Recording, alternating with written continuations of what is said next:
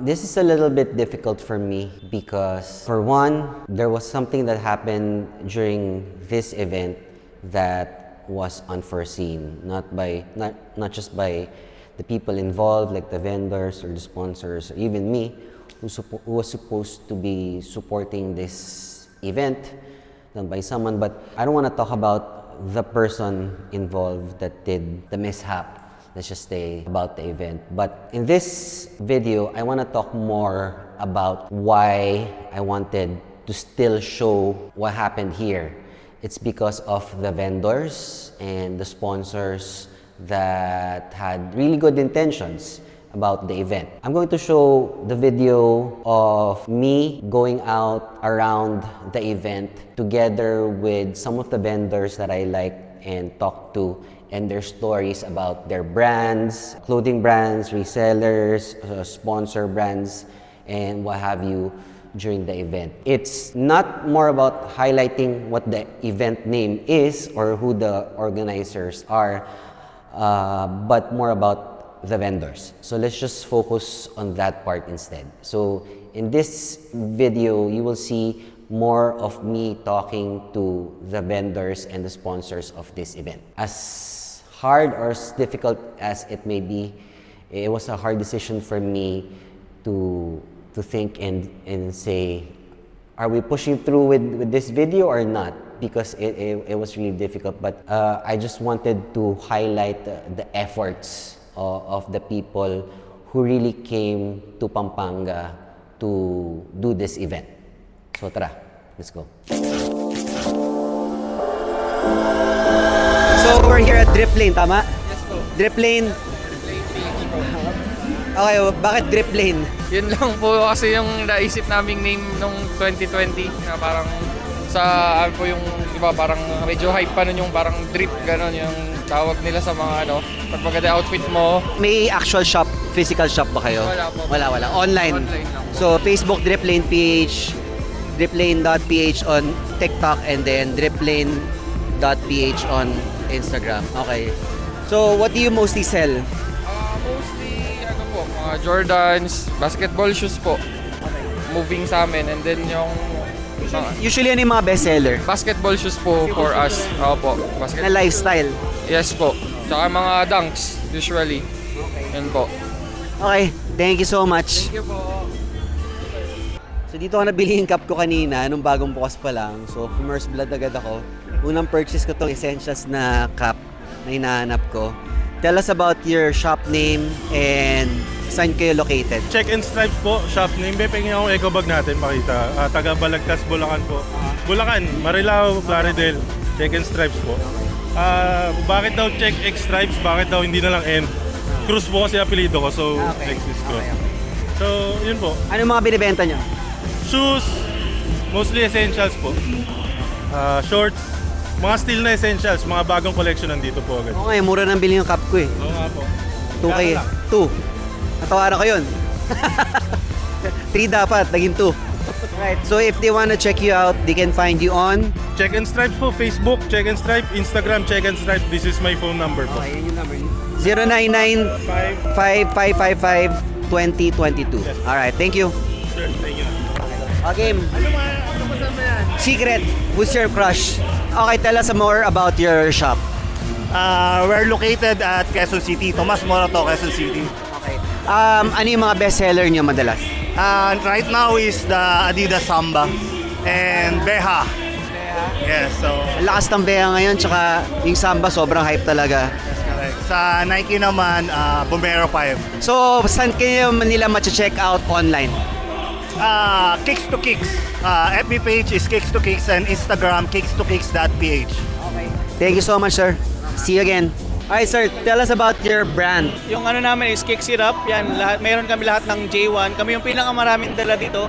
Nakikita mo naman lahat ng poster nasa paligid dyan. Where are you guys located? We're located at San Fernando, Pampanga. Yan. Okay. So, ano yung usually mga bestseller niyo pag sa store niyo? Yan, sa store namin yan, usually mga Lowe's, Jordans, tsaka yung mga hype, mga Travis Scott yan. Alright, thank you very much, sir. Appreciate it. So, sir, tell us more about your store, your brand. My store is called JD Exclusives. I started reselling shoes way back in Singapore, 2013. And I just started back again. So I hope I can still contribute to the sneaker community.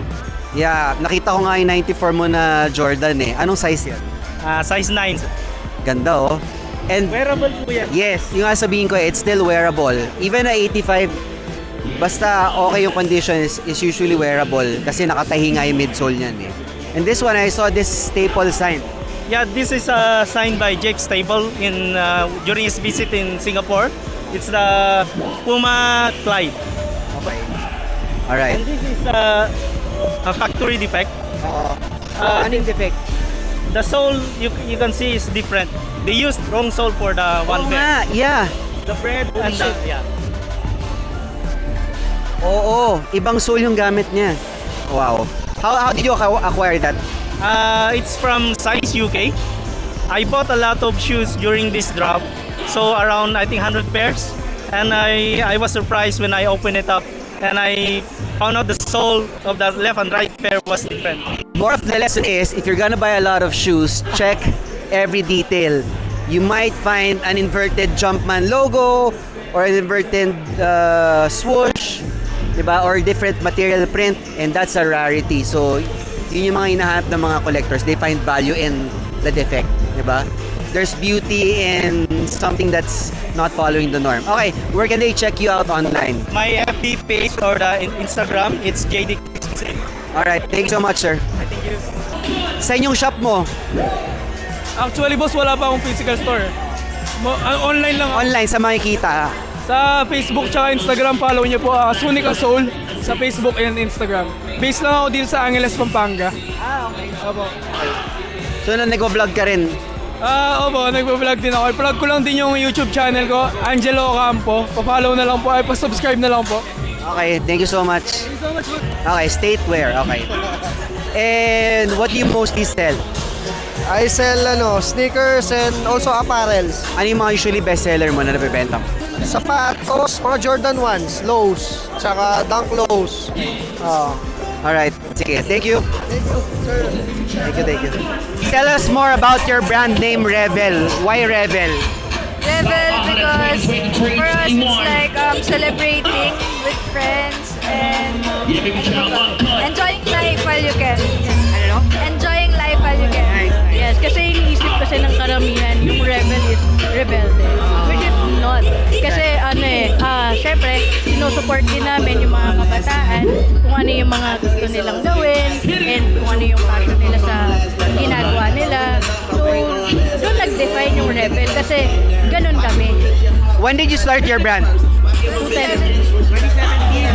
Okay, with your brand, like who's your target audience?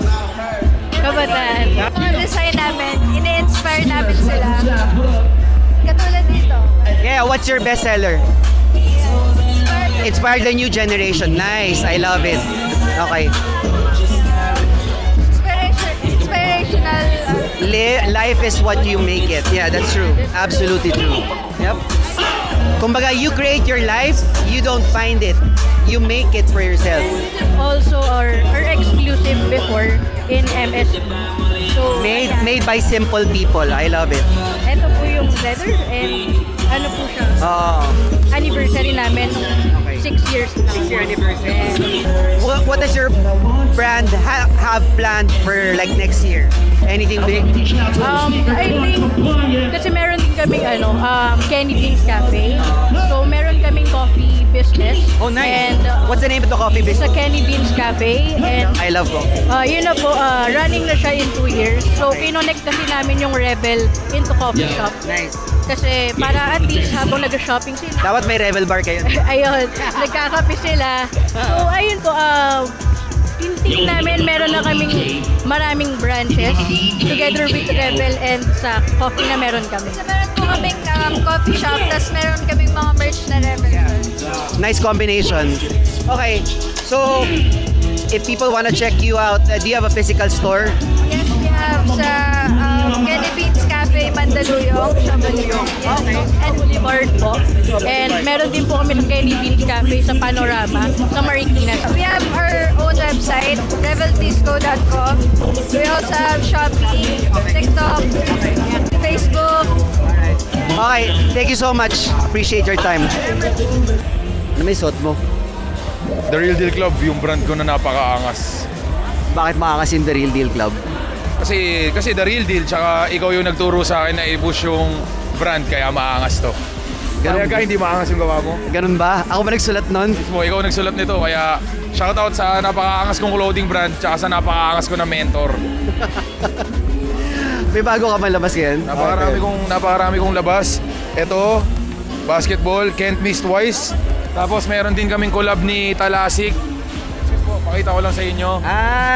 Ito yung collaboration namin.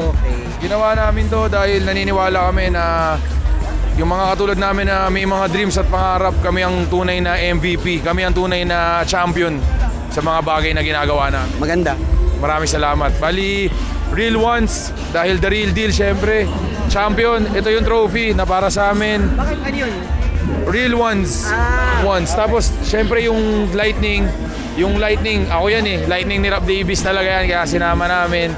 Tapos Angeles City, kasi sa Seoul, Angeles kami nagkakilala ni Prince mga 1 year ago. Tapos lagi na kami nagkakasama, kaya ayun, naging ito yung pangalan ng collab namin, Champions Club. Saan available yan online? Available to sa The Real Deal Club na Instagram. Available din sa Talasik Supply. Sa Raf Davis Instagram din, pwede kayong umorder. Okay. May gig ka ba? Wala pa akong mga gig ngayon, pero meron akong papalabas na music video. Antabayan nyo lahat. Siyempre, napaka-solid ito. Sabi nila, well bro, marami nagsasabi sa akin na parang ito daw yung comeback track ko. Pero, bro, I never left. I'm just here. I'm just in the shadows, you know.